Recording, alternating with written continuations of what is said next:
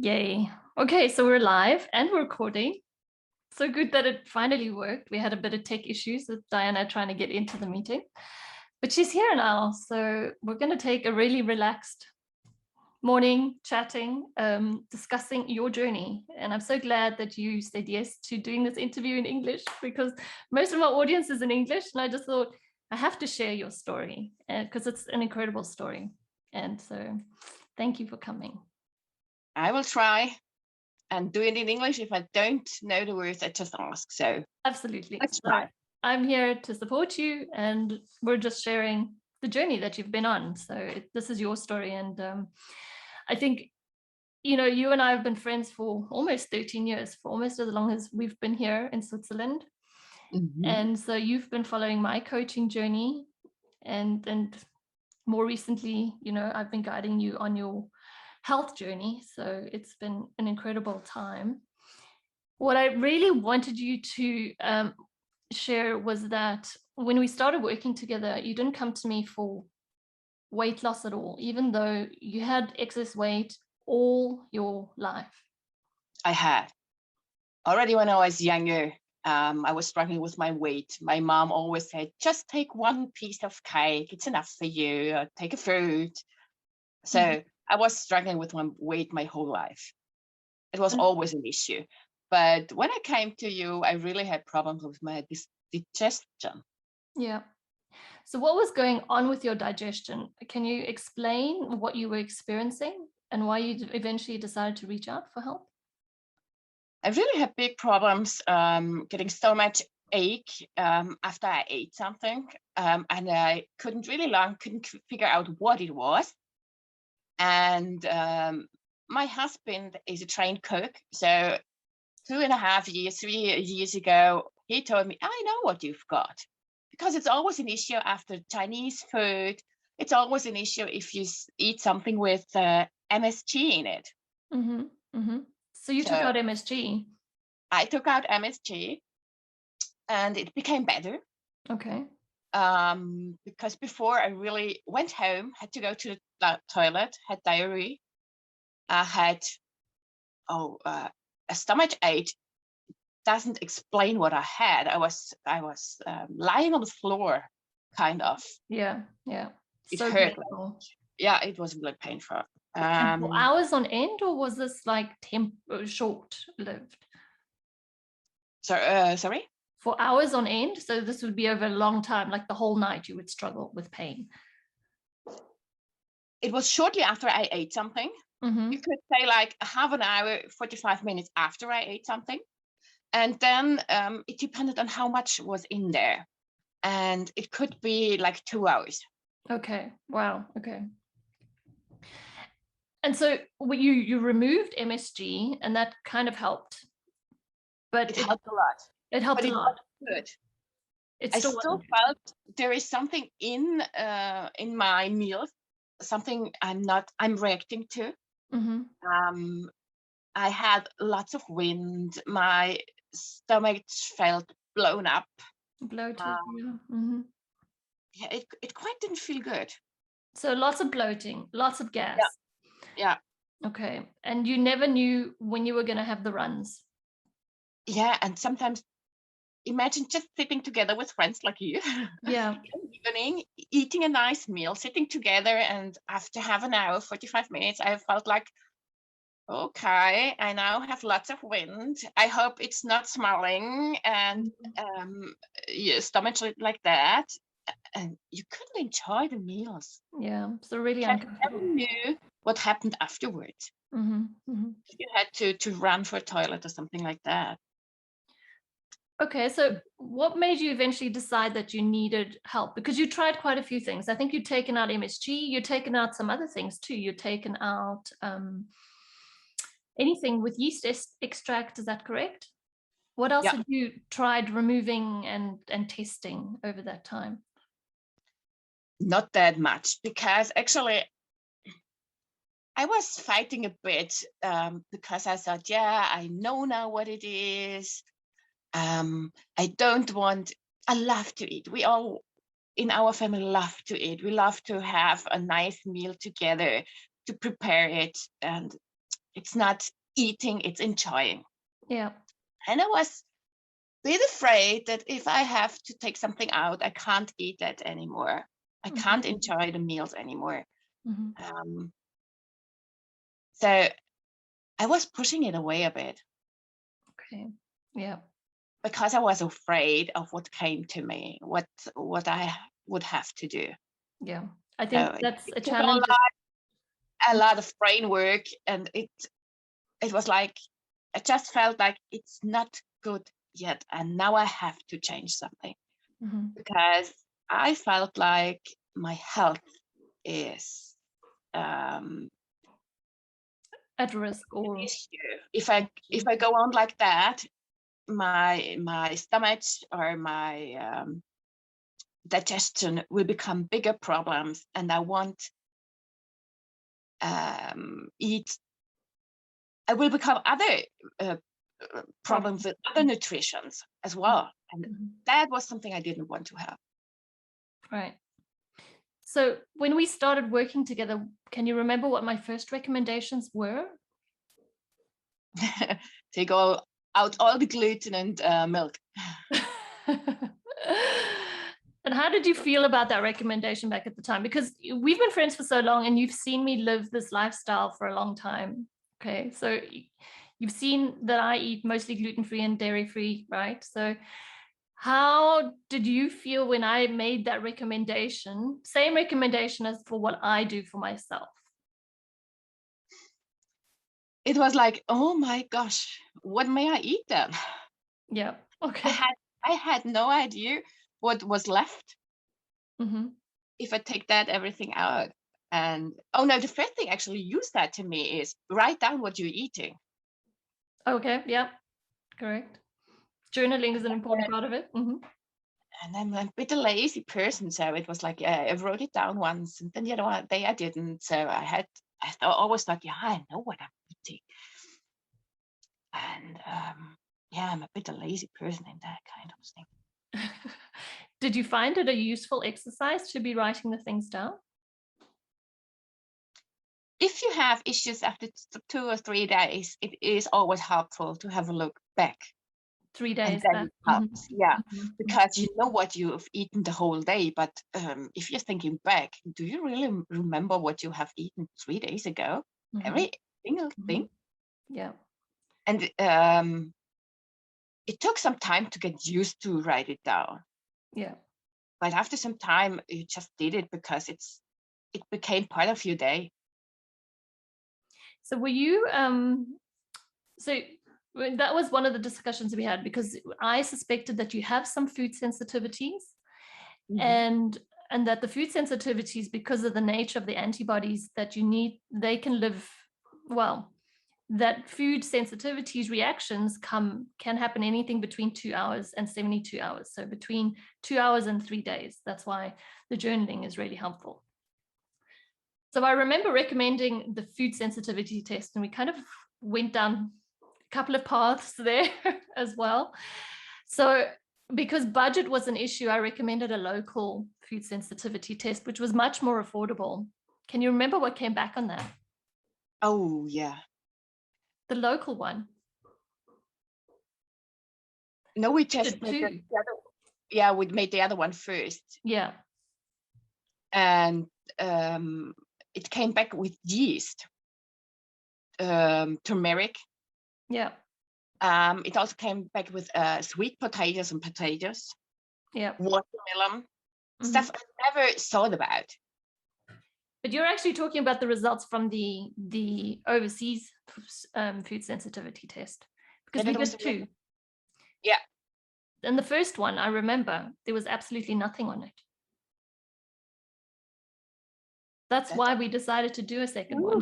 That's true. It Yeah. was, I was like so stumped that there was absolutely nothing on it that I said, I'm sorry, but I really want you to do the next one. I'll even pay for it. I'm so sure that there's going to be something on there. And that's when you saw all these other things come up, right? You're right. I forgot about the first one because it was like a disaster.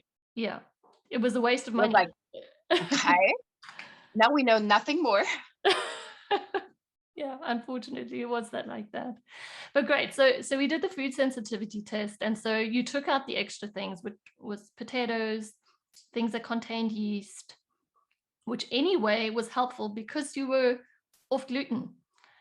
So you weren't eating really many baked goods. So I'm sure everybody's thinking, so how did you do this no gluten, no dairy thing? Oh, at the beginning, I was like, really like, what may I eat now? And whoosh, how do I do that? And then it took some time to get some recipes. I had a lot of help from you. You gave me some recipes as well, for example, from the Wunderbrot. Yeah. And I tried to figure out some of my own, got into groups, were looking online, and that was a big help from myself. I had help from my husband, and he tried a lot of different kind of things as well. Nice.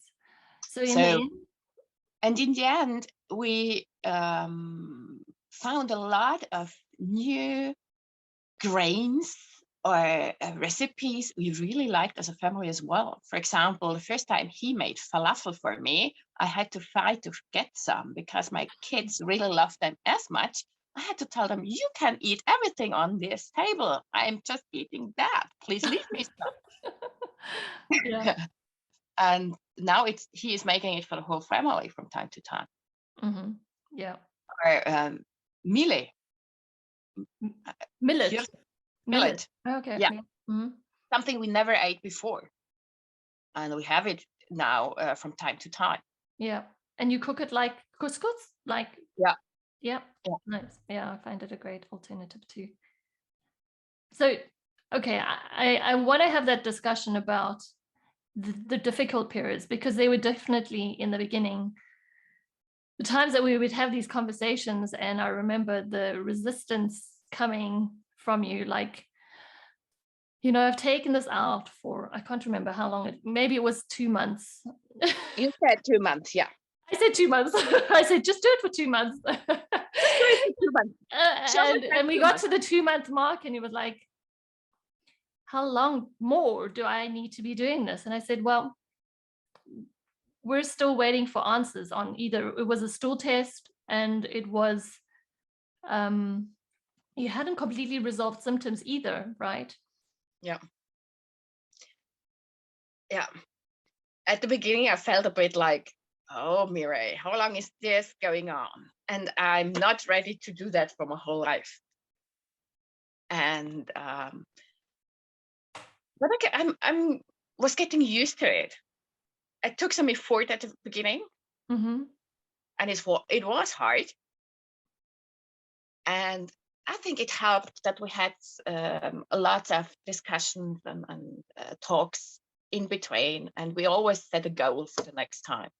Mm-hmm. Now do that till the next week, and then do that till the next week. So it came week by week. Yeah, exactly. That So we helped. were always moving you forward a little bit at a time. Yeah. And so one of the other things we did was the stool test, which Yeah. for me is really important. Which showed what, Diana? Can you remember? What were the highlights there for you?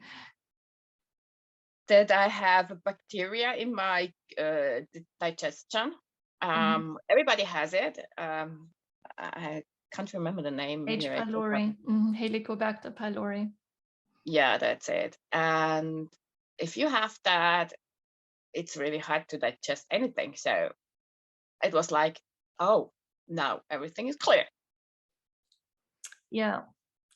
And I remember one of these questions that you had, because I said to you, if we improve your digestion, you know, things will start to move in the right direction. And you said, but how, if I improve my digestion, am I not going to be putting on more weight? I think that was one of your questions, right? Yeah, because I thought now everything is going through my body. Mm-hmm. What happens if it stays? Yeah. That's what I was afraid of. Yeah. So it's an interesting dynamic. Even though we improved your digestion, you still managed to lose a ton of weight. And so the science behind it is that your body now functions so much better. It is. And Yeah. I feel so much better now. Energy-wise, and what other changes have you noticed since working together? Oh, lots. I after each meal I felt inflated, Mm-hmm. and now I just feel lighter, kind of. It doesn't feel like something is sticking in your stomach and it's not going down. Mm-hmm. I have really a good digestion now. It goes just Easy. easy, Yeah. no problems at all. Yeah. And I don't have stomach pains anymore. I don't have cramps anymore. And you know, if you're losing so much weight as I did, there are a lot of side effects. I've got lost water in my legs, for example, Okay. Wow. because when it was so warm, I had lots of water in my legs, and that Mm-hmm. could hurt as well. Mm-hmm. Mm-hmm. If I'm doing some sports now, yeah, all the weight I lost helps me doing it easier. Yeah. It's So much easier. Yeah. But so I'm sure a lot of people are also having the question, you took out gluten, you took out dairy, and you did the work on your gut, right? yeah. Was that all that contributed to the weight loss, or did you exercise like mad? Um, starve yourself? Did you reduce the amount of food that you ate? Did you have massive cravings and feel like, where am I going to get my next meal? What about that? There was a time when I couldn't open the fridge, because if I opened the fridge, I could not eat anything in there. And then after some time, after some weeks, I reorganized my whole fridge, Mm-hmm. and I knew what I may eat. And then it wasn't a problem at all, because I could eat in between. I could eat some nuts, some fruits. It wasn't an issue that I had starvings a lot, because I knew they're not good for me. So it was like, I'm not craving any food anymore, which, because I know they're not good for my stomach. Mm-hmm. Yeah. So you could, just because you felt you knew what the consequences were of eating a particular Yeah, food, that it was easier to avoid it, really, to leave it away. leave it out. Mm-hmm. And it is much easier if you have to leave away or leave out a lot of different kind of things than just say, oh, I'm not eating chocolate for some days. Mm-hmm. I think that's much harder. I actually remember there were several times that you and your husband did these like sugar-free months, or you did a whole bunch of different things, didn't you? That's my husband, which did it a lot. But I already did, for example, one of these 2-week programs where you try to put all the gift out, all the poison out of Yeah. your body. Mm-hmm. So I did not eat anything for 2 weeks. I just drank water and tea. Oh, wow. And that's several years ago. Yeah. I already did that. And how did that work for you? Did you feel better after that time? I'm sure you did. And how long did it last? It did feel better. Mm-hmm. I didn't lose a lot of weight, but it didn't last really long. Okay. Now you've made these changes for how long, Diana? Are you counting? Because I'm not. Now it's 9 months. 9 months. Okay. Now it's Wow. 9 months. But actually, I restarted dairy after 7 months. Okay. Um, At the beginning, I also left off pork and eggs, but just for 1 month.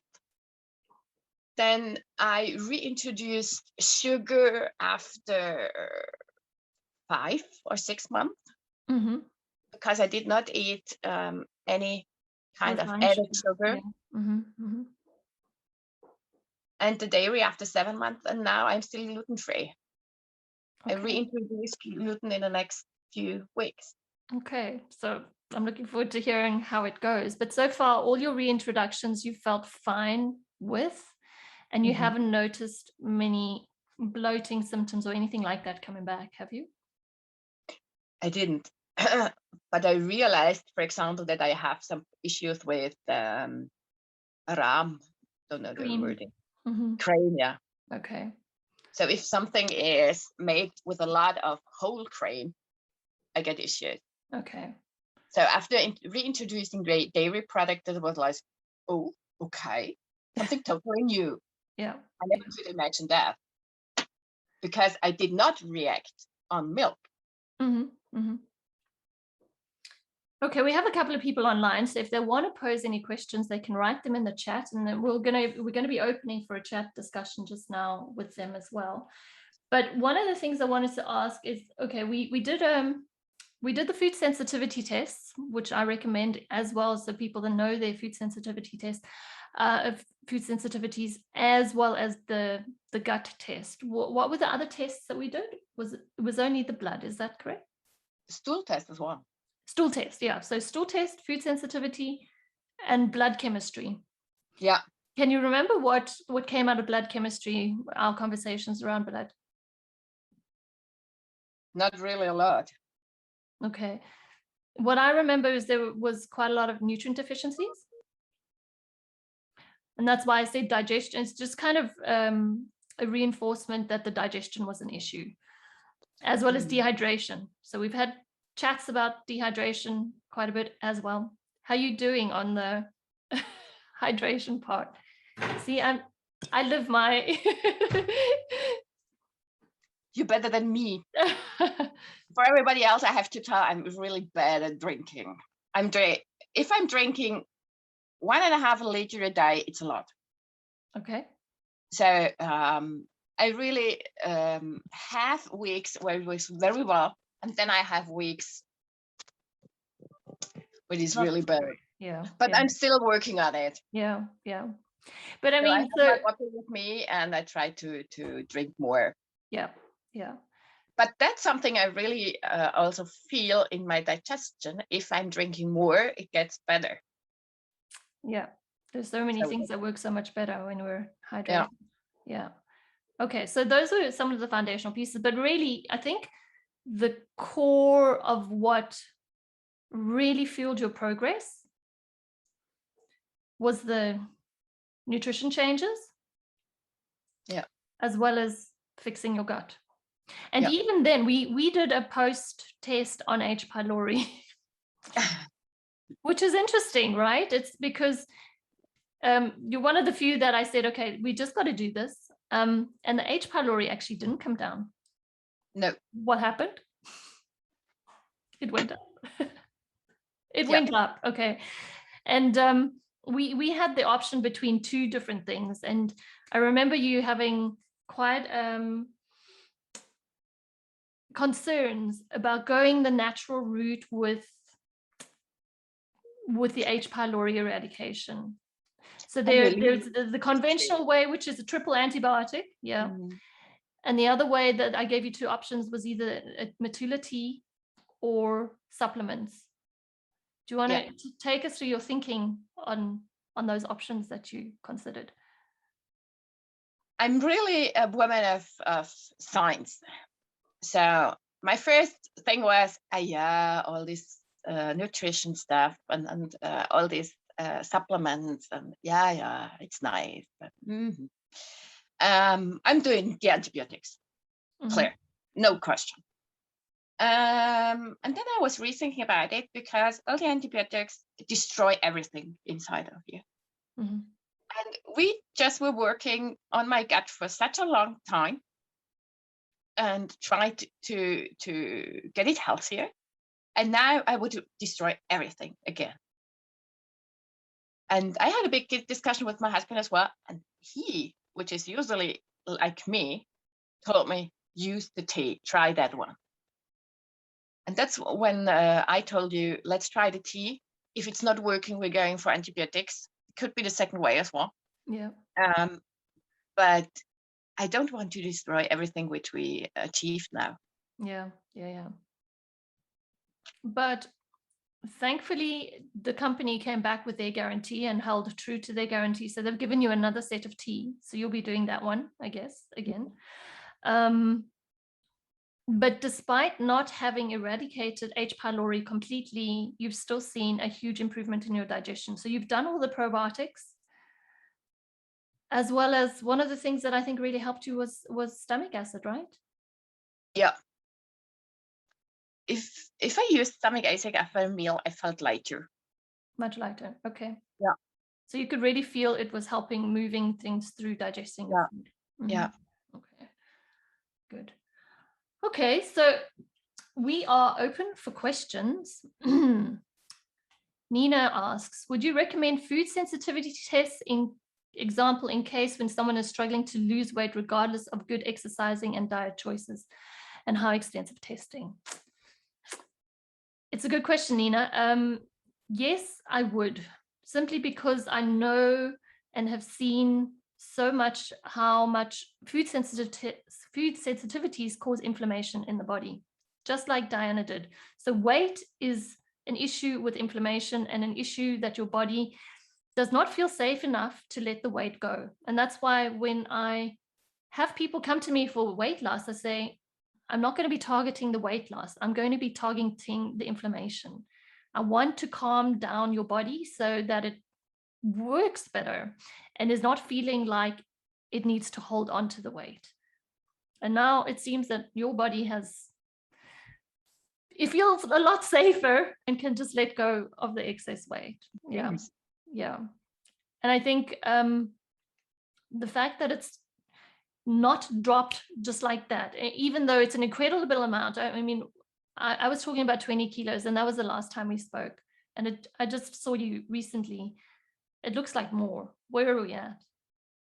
It depends of the day. It's about 23, 25 kilos I lost now. Unbelievable. Yeah. Yeah, it is. Yeah. I'm still a bit amazed about it. And that's not even, and that's what I want to emphasize. It's not even with trying really hard and working out more, No. And like killing yourself to train, right? No, because actually in this time Corona came, I couldn't go to my usually training because before I was doing twice a week kind of a training with a group training, and I had to stop that totally. And afterwards, I just went for a hike or a bike tour with my husband on the weekends. That's all I did in this time. And just over summertime, we really started doing each week a hike or a bike tour. That's what we did. Yeah. And I just restarted training now. Wow. Okay. So there goes that whole theory that you need to work out 5 times a week to lose weight. Yeah. Right. It is. Okay. So Orta's got a couple of questions. Given your family thrives on cooking and eating together, because this is a big part of your life, right? How did your family, friends react to your change in nutrition? And how did you manage to develop new habits? Yeah, I was struggling a bit with, for example, my mom. She always was like, what are you doing now? Why are you in diet? And that doesn't help. And I really stopped discussing it with her. She did not understand what I did. Mm-hmm. And I felt like there didn't come any support from her. And I felt like it's bad for myself if I'm discussing it with her. Mm-hmm. And my biggest help was my husband, which was really struggling at the beginning as well. And then he saw what happened with me. And the longer it went, the more he supported me. Wow. And he, just to tell you, he's a trained cook. So he really knows his recipes, and he really was supporting me and looking for example, at the weekend, he's the one which is cooking. So he was really going online and finding new recipes for me, and it was always good. That's really good. Yeah. So how were you successful in terms of, because there's a lot of planning and prepping and all of that goes into it. So how did you ensure you were successful week on week on week? What you have to do is a lot of preparation before. So you have to find your recipes before. You have to put together your list, grocery list, and then go directly and look for the things you'll need for the weekend. Mm-hmm. What I also was struggling with, I took always lunch with me to work, and I had lots of smoothie bowls in this time. I tell you, because sometimes I was just too lazy to do something else. Mm-hmm. It was smoothie bowls, but I like them, so it wasn't that big a problem. So it worked for you. Yeah. So It you worked found for something me. that worked for you. Yeah. And to the new habits as well, I also had to remember, if I was a day on a tour or something like that, that I always had to bring my own food. And in the beginning, that was hard as well, because you really had to plan ahead. Yeah. No going in a restaurant fast to have something to eat. Mm-hmm. So does that mean that you did not go out to eat at all in a regular restaurant? For a long time, I didn't. But that also has to do with my MSG. Mm-hmm. Because in Switzerland, it's much harder to get into a restaurant and not have MSG in a meal at all. And already 2 or 3 years ago, I started stopping going regularly to a restaurant. Okay. And how do you navigate going to a restaurant now?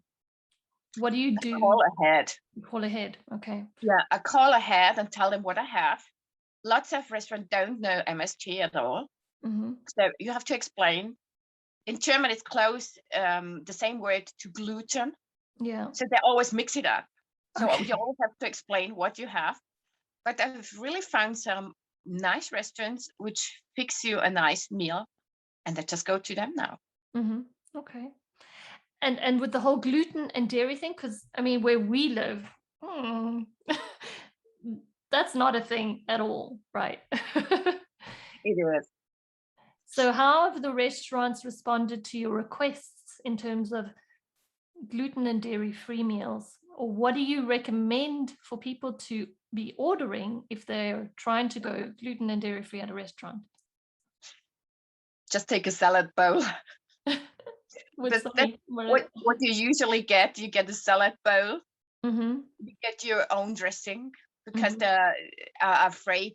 For me, they are afraid to make a dressing, Okay. because there could be something with MSG in it. Mm-hmm. So I usually just get vinegar and oil on the Mm-hmm. table. Okay. And meat, you only get plain meat, some kind of. Yeah. Without Everything else any. is Yeah. getting difficult because MSG is everywhere. Mm-hmm. Mm-hmm. Wow. Okay. So there's one more question here from Nina. What kind of testing would you recommend starting with? Wondering as you did the local test that failed to give reliable results. Okay. So that's one for me. I recommend at the moment for food sensitivity test, a test called KBMO, which is the one that you did, Diana.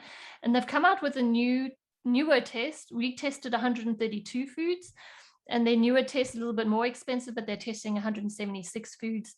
And that's of a lot of the things that people are eating more nowadays, even things like chia and hemp. And yeah, people could even be reacting to those. So that's why they've created this kind of test.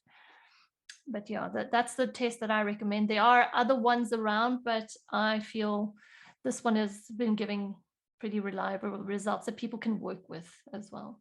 So not long lists of, you need to take out a ton of things. Because how many things were you taking out? You were taking maybe 4? 5 things extra, a little more. More. I also took rice out. Okay. Yeah, 6, I Rice think. was not high on your food It wasn't, sensitivity. It was but yellow, I was just it? took it. It took everything out at the Okay. beginning. Yeah. Are you eating rice again now, or are you? Yeah, I you are? restarted after 5 months, 6 Oh, months. okay. Yeah. Yeah. Okay. Great. Not a lot. I try to, because rice flour is everywhere. If you have the gluten-free flour, for example, there's always rice flour in it, Mm-hmm. or close to everywhere. Yeah. So it's hard to avoid. Mm-hmm. So But what kind of bread? Because the Swiss generally are so big on this fish bar at night, eating bread, or even for breakfast, and so bread and cheese, occurs so often. How were you managing that, and what were you doing as a substitute? Were you substituting, or were you excluding completely? oh, that's what I missed. I really missed my bread. Mm-hmm. I started the morning with bread and I ended the evening with bread. So it was something I really missed at the beginning.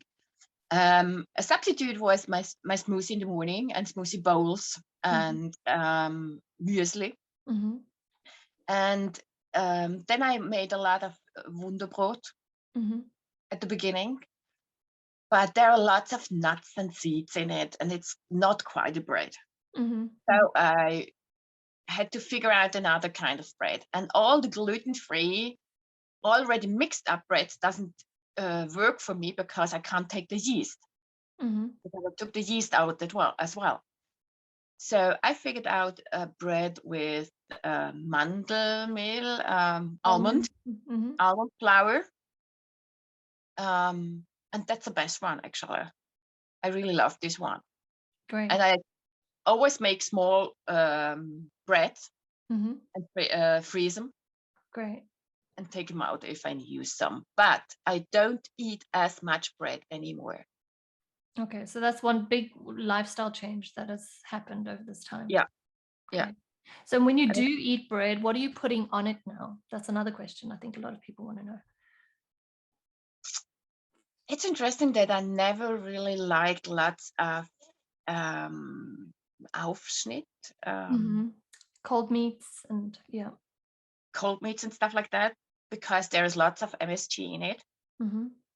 Practically everywhere is something in it, and I couldn't eat that. So I eat a lot of dried meat, moss broccoli, for example. I eat also fish. Okay. Fish on your bread. So For example, like mackerel or something like that, or salmon. Is that what you mean? Salmon, for example. Yeah. Or forellen, sprouts. Yeah. Okay. Trout. Trout. Well, you could have trout with sprouts. Okay, I'm going to just see if there are any questions in the group. No, there are no questions in the group. So if there's one more question coming in. So regardless of proven food sensitivities, it's okay to start reintroducing those foods to the diet. I'm concerned about having too high inflammation levels that might be causing health problems in the long term. Yeah, it's a good question, Nina. And this is why the journaling is a really important part of developing a good sense of what your body's telling you. And so Diana's been introducing and just seeing how her body's responding. Okay. And so far her body's responded, because this is one of the questions I wanted to ask you is, what is the future going to look like? And because I know you said to me, I don't want to be living like this all the time. So what is your vision for what the future is going to be for you in terms of your nutrition? I hope that I may reintroduce as much as possible. Okay. But I'm not sure if I really may reintroduce all of it. For example, I'm just reintroducing gluten. And I think it will have to be like, I reintroduce it, but I try to not eat it too much. Mhm. So you limit it. To make gluten-free days, for example, Yeah. Yeah. in a limited kind of way, yeah. Okay. And to make, for example, on the weekends, Yeah. just to eat with my family, Yeah. then to eat normal. Yeah. Exactly. And I think that those are the kinds of things where you get invited to a birthday party and you don't feel like you want to, offend the host, that you can have a gluten day and a dairy day or whatever it might be. But in answer to Nina's question, my guidance is that you need to know what your body is telling you. So if you're still experiencing symptoms and you're still working on gut health, that the gluten and dairy should stay out, because those two work against rebuilding the gut. And so if you feel like you're now symptom free and all your inflammation is gone, then you can start reintroducing and seeing how you respond. If the symptoms come back, or if you bring them in for too long and the symptoms come back, then you know what to do, at least, because you know what you did to get rid of your symptoms. And so that's, It also took me a long time, and I thought, it has to go faster. Mhm. But actually, to take everything out takes a long time, and to learn your body takes you much more time. And if you're doing step by step, you really know, today I've eaten that. Oh, that's why my body was working like that now. Mhm. Mhm. How my body is reacting now. Yeah. And I'm really happy I didn't rush through it. So that's my thing for you. Don't rush through it, because you're destroying everything afterwards. Yeah. So what advice do you have for people that are considering this change and that may be resisting going full out? Because you've been really successful at this, and you've been through the Up and lows down. as well, the ups and downs. Mhm. Oh, you need some support. I had a lot of support from Mire, thank you, because I really needed the talks with her. Setting a goal every time we were discussing, from not week to week, but we had it 2 or 3 weeks. After 2 or 3 weeks, and it was like, now I'm doing that, and then let's have a look again. Mhm. So it was from each session to the next one. It never was long term. Mhm. And that helped me really. And the next thing which really helped me was the support from my husband. If you have that, that's already big help. That's huge. Yeah. Yeah. External support. And you noticed that you weren't getting that from your mom, so you had to kind of distance yourself from her. Don't discuss stuff with somebody which doesn't try to understand what you're doing. Mhm. Mhm.